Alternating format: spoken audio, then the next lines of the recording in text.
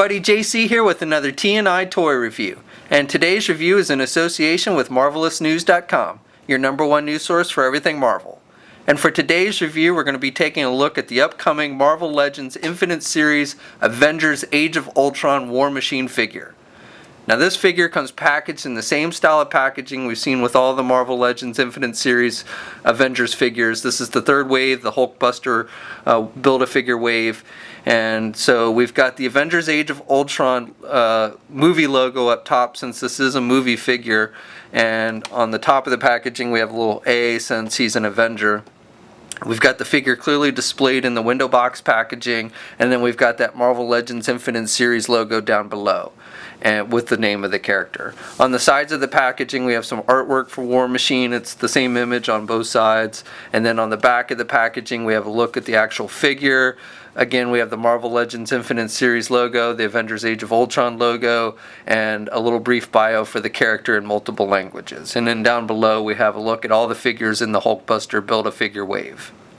Okay, so let's get this figure open and take a look at what's inside. Okay, so here's a look at the figure outside of the packaging. Now this figure is essentially just a repaint of the Iron Man Legends Iron Patriot figure from the Iron Man 3 movie. This figure is, other than this figure does have two closed-fisted hands, as opposed to the Iron Patriot had an open hand for his, I think it was his left hand. I don't actually have that figure, so I can't give you an actual comparison shot, but it is the same figure, just repainted. Now that being said, that doesn't bother me in any way, because it is essentially the same armor, just repainted, and I actually think the paint job on this figure is really nice, so I think Hasbro did a good job with the paint applications on this one. Now the figure comes with, for the Hulkbuster figure, it comes with the head, and we'll be taking a closer look at this when we have all the Hulkbuster pieces ready to assemble. We'll do a separate review for the Hulkbuster figure itself, so we'll get back to that. The figure also comes with an alternate head with the faceplate up, featuring Don Cheadle's face, just like the Iron Man figure in the last wave had the alternate head for Tony Stark. So I like that, and I think the face sculpt, they've really kind of nailed it for Don Cheadle. I think that for the most part they've done a really good job with this one, much better than what they did with Robert Downey Jr. and the Iron Man head. So I think the War Machine one is definitely a lot nicer looking than the Iron Man face sculpt, or Tony Stark face sculpt. And if you're not familiar, you just pop the head off. It's a ball joint, and you just pop on the new head. And the face plate itself is not movable or anything, so it's just if you want to have the face exposed, you can switch out the heads, which is a nice feature, I think. And just to give you a comparison, here's the Iron Man head sculpt with the open face plate compared with the War Machine one. And again, I think the likeness to the actor for War Machine is much closer than for the Iron Man one. So War Machine comes with the same kind of cannon, shoulder cannon, like the Iron Patriot movie figure from the Iron Man Legends line, or wave. So if you've got that figure, you know what to expect. It has some articulation. You can kind of pivot it up and down. You can turn it so you don't see it from the front if you want to kind of have it so it's not deployed. It attaches, there's two holes on his back, so you can attach it to the left or the right side. Now one thing, as I said, there is some articulation on the arm gun, but there does seem to be one area where articulation is missing. There's this area where the arm kind of meets the gun. There's not like a swivel, so to me it makes it harder to kind of pose it over his shoulder so it's pointing exactly kind of like flat.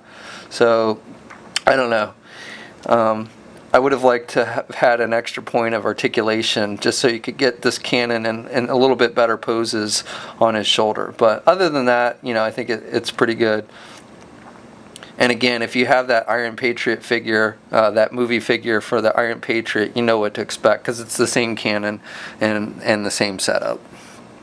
So as for as I said before, for paint applications, I think this is a really solid figure. I think they did a really good job on the paint applications on this one. I really like the dark, kind of black metallic colors that they've used along with the silver metallic colors. It looks really crisp and clean, so I really like how it looks on this figure. In fact, I think this, at least out of the War Machine figures that I have like that Walmart, that Iron Man 2 Walmart exclusive version. And then I have the old Toy Biz comic book version, and I think I like the paint applications on this figure the best out of the War Machines that I have. And you also got some nice details like the Air Force logo on his wrist and his name up on his chest and FF and a little number on his shoulder. So some nice little details there. And he's got the, the red outlined unibeam on his chest, same with his eyes with the white and the red outline. So I think it really comes off looking good, and it's really a nice paint job on this figure. So this figure stands at about 6.5 inches tall. He is about the same height as the Iron Man Avengers Age of Ultron Iron Man figure that was released in the last wave. He is a bit taller than that Iron Man 2 War Machine that was a Walmart exclusive. And then he's probably about the same height as that old Toy Biz War Machine figure as well. So articulation on this figure is pretty good, and again, if you have that Iron Patriot movie figure, you know what to expect with this, but we'll go over it real quick anyway. The head is on a ball joint so he can look left and right without any problem. There is a hinge joint there on the neck, but it doesn't really have a whole lot of up or down movement, unfortunately. That's probably one of my biggest complaints, is that it would be nice if he could get his head up a little bit more for flight poses. The arm is attached with a standard ball hinge joint, so he can get his arm all the way out. Those shoulder pads are articulated. However, even with the articulated shoulder pads, it does kind of limit how much you can rotate his arm, so you want to be careful not to break off those shoulder pads when you're rotating the arm around. He does have a bicep swivel, and he does have double hinged elbow, so he has good bending at the elbow. He has swivel wrists, and he has a hinge on the wrist, so he can get his wrist down pretty good, but with the way that armor piece over the top of the hand is sculpted, it does prevent him from basically getting his wrist up at all. So basically just has the swivel and the down movement with the wrist. He has a midsection joint, so he's got rotation there at the midsection. Not a whole lot of crunching with the way the armor is sculpted, and he can look back a little bit, so that helps a little bit with him looking up, but still it doesn't really help much with a flight pose. He has the ball he's got the ball joints at the legs, so he can do the splits good. He can't get his leg forward very much with the way the armor is sculpted. He can get his leg back a little bit more, and then he's got a swivel at the thigh as well. He's got double hinged knees, so he's got good bending at the knees, and then he's got ankle hinges, but again, with the way the armor and everything is sculpted, really does not have a whole lot of movement there at the ankle, so the ankle movement is pretty restricted. And then he's got 2 peg holes on the bottom of his feet.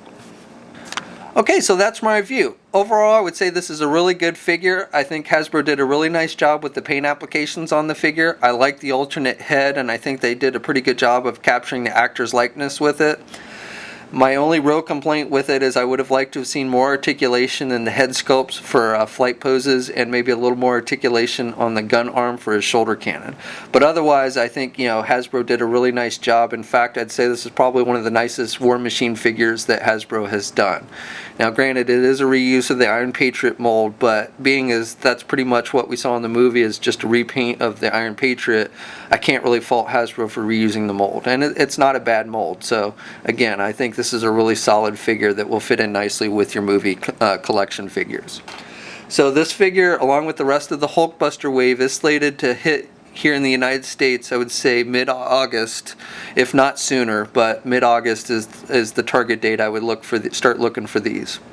We'll have a full gallery of images of this figure over at marvelousnews.com. There'll be a link in the description below for that. And as always, we ask, please like the video. If you're so inclined, leave a comment. Let us know what you think. And if you haven't already, please subscribe. And until next time, I'll catch you later.